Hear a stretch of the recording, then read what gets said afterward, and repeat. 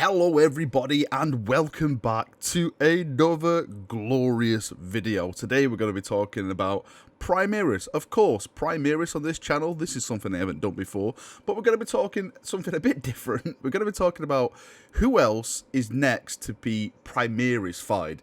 If you haven't been following the news recently, we've got two new characters which were normal Marines, which have took the Rubicon and now have become Primaris. One is Tigurius, the Chief Librarian of the Ultramarines, and the other is Casaro Khan of the White Scars. So let's jump in and let's have a little talk on who could possibly be next. So the snowball effect, as I'm calling it, has officially started now. We had Calgar, who was the first one to be Primaris-fied. Well, if you want to believe that, we all know really it was deep down Chapter Master Valrak who was the first to be Primaris-fied and lead the Imperium in embracing the Primaris. But, you know, whatever GW say, they'll try and write it in their own way. So now we've got Tigurius, who's been added to it. So he is a big character when it comes to lore because he is the Chief Librarian of the Ultramarines. Some say he's one of the most powerful psychers in the universe. Mephisto would probably like to have a word about that. And of course, we've got Casaro Khan of the White Scars. First things first, it's great to see other chapters, bar the Ultramarines. I don't have any problem with the Ultramarines. Ultramarines are cool, they're awesome, but sometimes they get a bit too much attention, in my opinion. So it's always good to see stuff like the White Scars getting some love. I didn't expect to see anything like a White Scar, like Primaris, at this stage. Anyway, I thought, you know, we would have got, you know, just more generic, you know, different chaplain characters and stuff like that you can make. So it's always good to see these characters that we associated with in the old lore get the treatment that they deserve. So who's next? Who is next to get the Primaris treatment?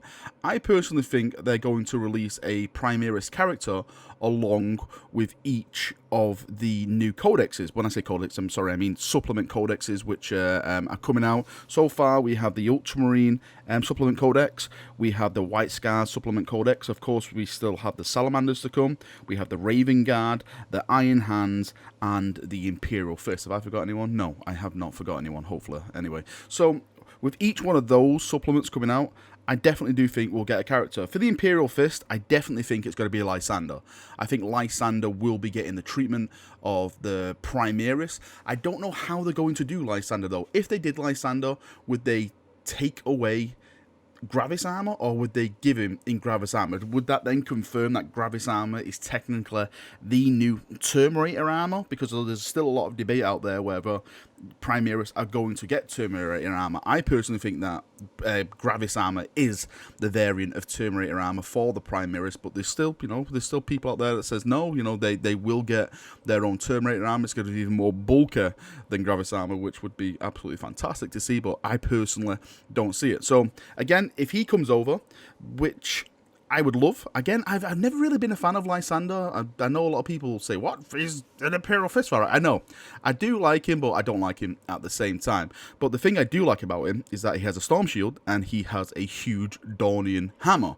Now, if he did come over to the Primaris, that would mean he would probably be the first person to wield a Thunder Hammer in the Primaris range. That would mean they would have to give him rules for a Primaris when it comes to wielding Thunder Hammers and Storm Shields, which can only be great, because at the moment, even though we're getting all these awesome new releases, Primaris still lack that melee ability. Like, we don't have the Storm Shields, we don't have the Power Claws, the Thunder Hammers, we don't have like the Power Swords for our, you know, general units and stuff like that. I know you get them on like characters and stuff, but I want them more across the entire range so I can sling a full squad of Sword Brethren of Black Templar Primaris into the fray and watch them cut everything apart. I think with the Imperial Fists, you actually have a lot of choices because, again, the Codex supplement will cover not just the first founding chapters, it will cover their successors. So when it comes to the Imperial Fist and you have the successors coming with the Codex supplement, you've got the Crimson Fist and you've got the Black Templars. Now, we already know Pedro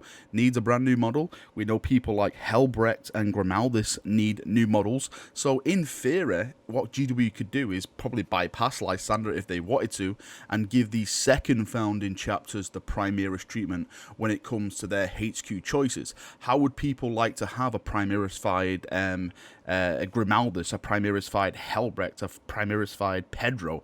I think it would be absolutely fantastic, because these are such massive, massive characters, and we all know that their bloody models do need updates, and I think now GW is waiting for the Primaris treatment to give them to these new models. Now, if we take a look at the other Codex supplements, so for example, we've already done the Imperial Fists, so Raven Guard. Who can the Raven Guard have to be Primaris-fied? The only person that comes to my head straight away is a Chapter Master, which is Shrike. I don't know if there's any more like big name characters. I don't really follow the Raven Guard that well. I'm sorry, please excuse my ignorance. I'm sure you Raven Guard chaps out there will fill my void in and give some suggestions in the comments below, but the only person I can really think of at the moment is Shrike. Now, for the Iron Hands, I think we've already had our Iron Hands one previewed, and that is the Iron Father. And now, do you remember a couple of months ago when we got the preview of that awesome looking Primaris Tech Marine, everyone was saying, but it is indeed an Iron Father. So I think they've already previewed that model off and spoiled us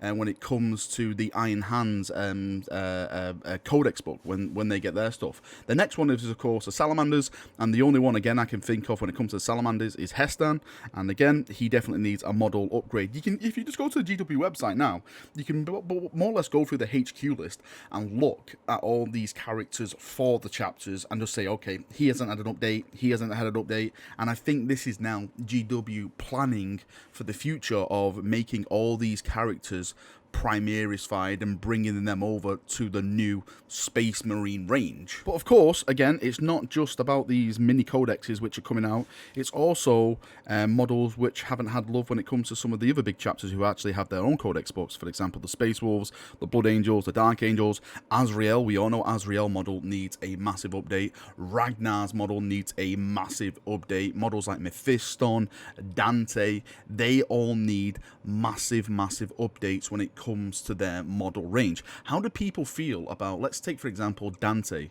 becoming a Primaris? Could Dante actually survive the treatment of becoming a Primaris Marine? This guy is what, I think he's 1600 years old now, after the Indominus Crusade, after everything that's happened.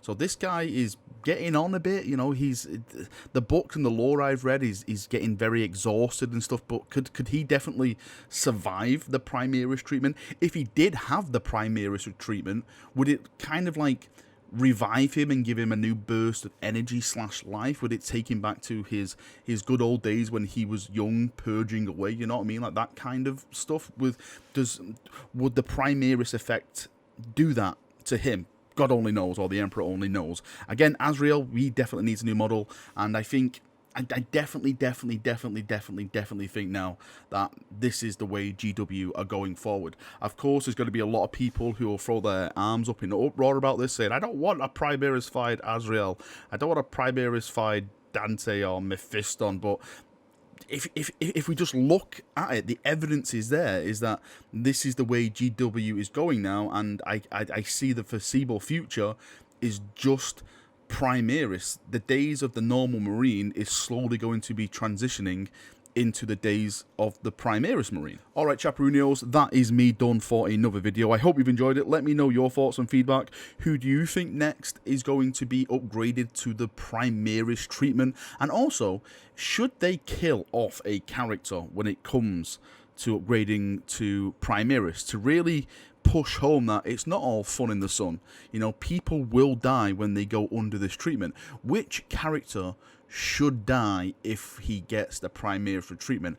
I'm just going to throw one name in there, and that should be Cato Sicarius, because if he died, would surely anyone miss that douche of a Marine? I'm only kidding. Actually, Cato Sicarius is actually kind of cool, but I definitely do think that they should kill off a big name when it comes to being like Primaris fight. Again, that would probably cause like more hassle than it's worth, because like, how dare you kill my favorite character when you've got this new of a character? You know, it probably just cause like a massive drama in the community and all that kind of stuff. But hey, they really need to, you know, make it like, you know, it's this is a dangerous procedure. It's not right for everyone. So let's see if GW will dare take that step. Right, thank you for watching this video once again. I hope you've enjoyed it. I shall see you all soon. As always, leave the comments down below when we can have a nice little healthy discussion about everything that we've talked about in this video. Thank you for watching. See you now, and bye-bye.